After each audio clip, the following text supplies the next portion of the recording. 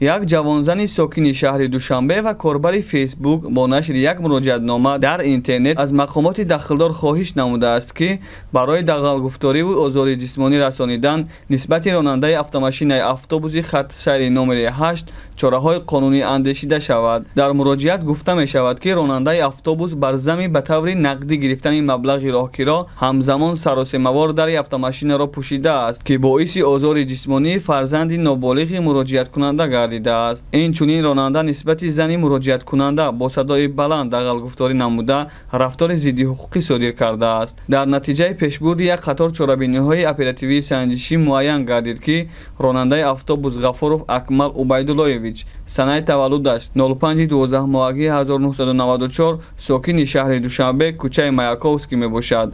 зимни пурсиши шоҳидон ва санҷиши ҳамаҷонибаи ҳодисаи мазкур гуноҳи содирнамудаи ронанда тасдиқи худро ёфт. дар натиҷа нисбат ба Ғафуров Акмал тибқи талаботи моддаи 460 майдаобошии кодекси ҳуқуқвайронкунии маъмурии ҷумҳурии Тоҷикистон протокол тартиб дода шуда бо қарори суд нисбаташ ҷазо дар намуди ҷарима ба андозаи 7 нишондиҳанда барои ҳисобҳо таъин карда шуд.